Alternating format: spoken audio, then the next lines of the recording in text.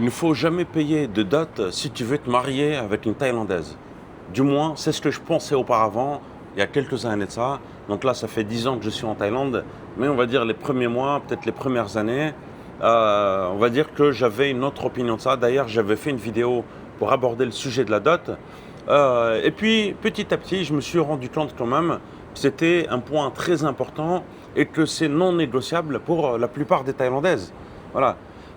Si tu vas fréquenter quelques amies thaïlandaises, tu vas voir que souvent elles vont avoir tendance à plaisanter. Moi, je veux 1 million, 2 millions, 3 millions.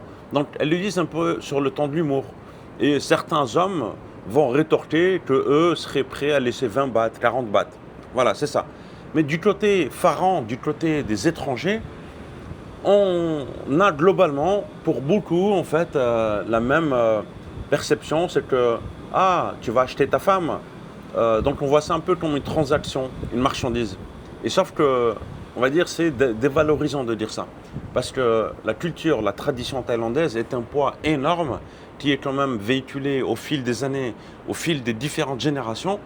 Et tu imagines ta femme, donc qui est prête à te présenter à sa famille, qui est prête à partager sa vie avec toi, se marier avec toi, et donc aussi le fait de se marier, de te présenter à sa famille, c'est aussi de te faire accepter par la famille, les cousins, les grands-parents, le chef du village, etc., etc. Et cetera. Et donc en fait, la décision de la dot n'incombe pas qu'à ta femme, à ta future épouse. C'est tout un ensemble, un écosystème complet. Euh, voilà. Donc en fait, ta femme, si tu veux, il y a pas mal de femmes en général, elles vont se dire ouais, mais moi la dot, je la veux pas. C'est plus pour faire plaisir, on va dire, à la famille, pour avoir l'approbation en fait. Voilà, il faut le voir plus, un peu plus comme ça. Là où ça commence à devenir dangereux, c'est que lorsque ça dépasse l'aspect traditionnel et que ça devient quand même on va dire, une espèce de business. Parce qu'on ne va pas se voiler la face, beaucoup de personnes vont demander des dots énormes à des étrangers qui, eux, sont ignorants. Ils ne savent pas quelle est la symbolique de la dot, pourquoi on paye une dot, etc. Donc il faut le savoir, ça. Ça, il faut le savoir. À la base, quand on donne une dot, c'est que on voit la femme en fait qui a été élevée par la famille, les parents ont payé l'éducation de la fille, ont payé sa scolarité, l'ont fait grandir, et puis une femme à un moment donné aussi, lorsqu'elle grandit, elle devient une ressource pour la famille, c'est-à-dire qu'elle contribue aux tâches ménagères, elle contribue au business.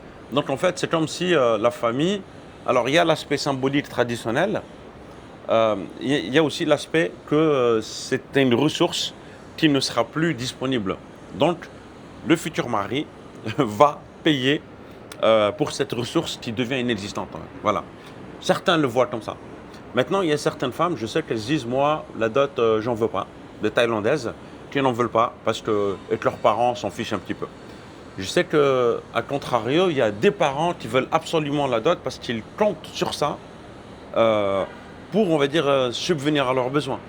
Pour, ils se disent, ouais, moi j'ai une fille, j'ai deux filles, le jour où elles se marient, je veux ça comme dot parce que j'ai besoin de cet argent. Voilà.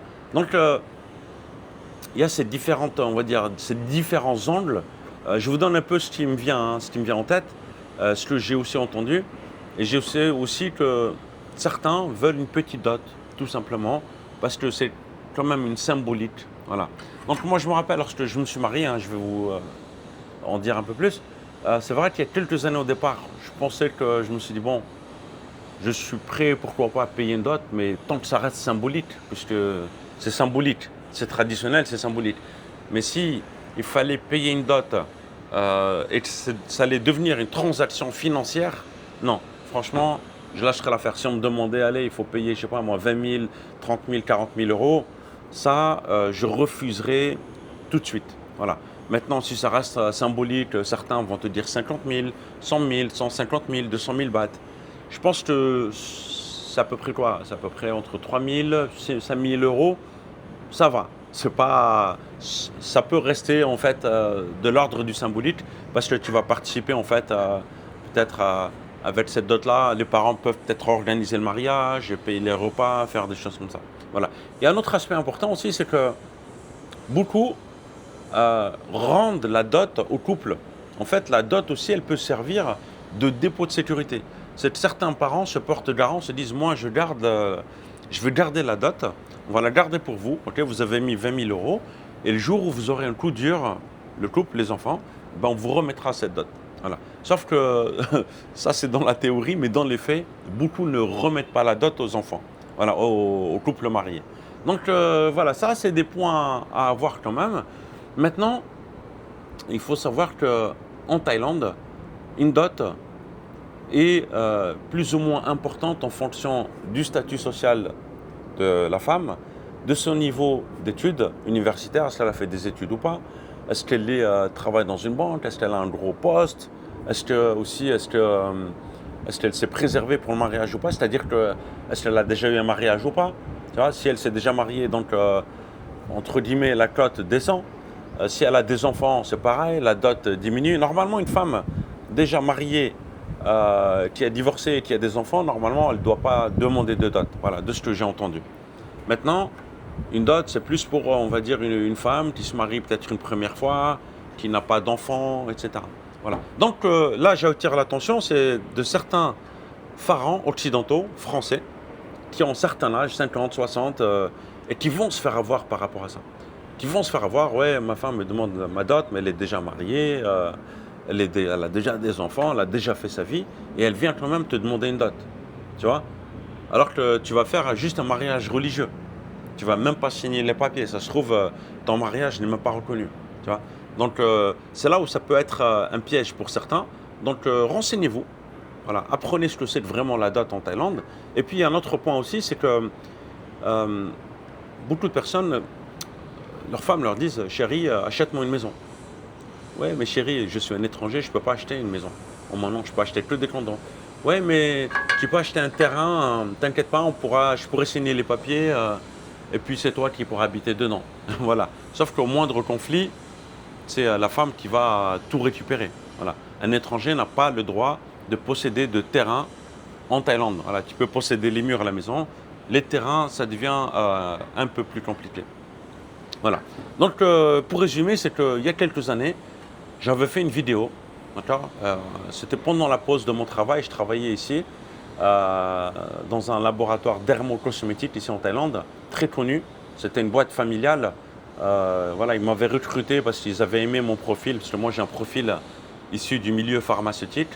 Et, et là, à ce moment-là, en fait, j'avais fait une vidéo sur la dot. J'avais dit, je ne paierai jamais de dot, mais il se peut que je change d'avis. J'avais dit ça en fait dans la vidéo.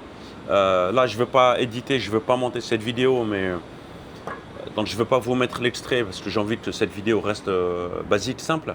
Mais j'avais dit ça en fait. Voilà. J'ai dit je ne paierai pas de dot, mais peut-être qu'un jour je changerai d'avis. Et au final, j'ai changé d'avis en fait. J'ai changé d'avis. Donc je ne veux pas vous donner le montant de la dot que j'ai payé, etc. Par respect pour ma femme et sa famille. Mais ouais, j'ai payé une dot. Voilà, c'était pas affolant, c'était pas exceptionnel. C'est pas minime parce qu'il faut faire attention aussi. C'est que si tu dis à ta femme, je te donne 20 000 bahts, 30 000 bahts de dot, c'est un peu du foutage de gueule. Tu vois, elle peut se sentir un peu montée de respect. Les Thaïlandais, attention, dans toute négociation avec des Thaïlandais, il ne faut pas qu'ils se sentent insultés. D'accord? Tu vas acheter une voiture, tu vas acheter un appart, tu vas acheter quelque chose qui a un prix. Les Thaïlandais, le premier prix que tu vas proposer ne lui manque pas de respect.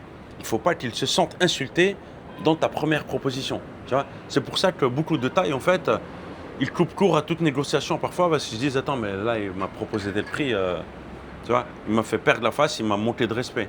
Donc en fait, il ne faut pas. Voilà. Proposez toujours un prix décent, quelque chose. C'est là où on va accepter de continuer à dialoguer. On va se dire tiens, en fait, il a envie de bien faire les choses. Allez, tiens, on va l'aider. Mais si quelqu'un propose un prix dérisoire, insultant, voilà, ça c'est mauvais. Donc c'est pour ça que, en tant qu'étranger, lorsque vous venez en Thaïlande, lorsque vous allez dans des stands, vous allez acheter des fruits, vous allez acheter, je sais pas, des vêtements, des choses, ne manquez pas de respect aux Thaïlandais, proposez des prix décents, voilà. Et là, comme ça, vous allez pouvoir, on va dire, préserver une bonne communication. Parce qu'à partir du moment où tu commences à proposer quelque chose qui ne tient pas la route, ben, ils vont se fermer, voilà. Et une porte qui se ferme, chez un Thaïlandais, on peut dire qu'elle s'ouvrira plus. Voilà, c'est un peu compliqué. Donc, je suis très curieux de savoir un peu vos ressentis par rapport à ça. D'accord? Si vous avez déjà expérimenté ça, est-ce que vous avez déjà payé une dot ou pas?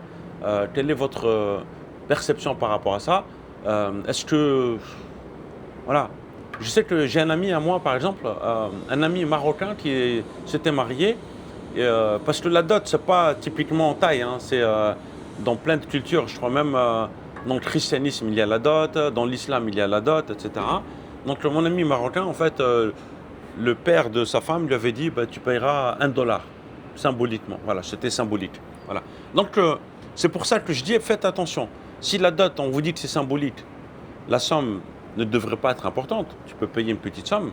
Mais à partir du moment où on commence à vous demander des 20 000, 30 000, 40 000, 50 000 euros, ça commence à sortir de la symbolique. Et là, ça commence à être du transactionnel. Donc voilà, je vous dis ça, faites attention. En tout cas, n'hésitez pas, si vous avez des questions à les poser. Je vais essayer de répondre aux questions là en commentaire. Et aussi, pour les personnes qui souhaitent s'expatrier en Thaïlande, dans les 12-18 prochains mois, vous pouvez réserver un appel Thaï Expat. D'accord? Ce sera avec moi ou un membre de mon équipe. Et au sein de Thaï Expat, on peut vous accompagner dans toutes vos démarches d'expatriation, faire les visas pour vous, les assurances, la scolarité, enfin, tout.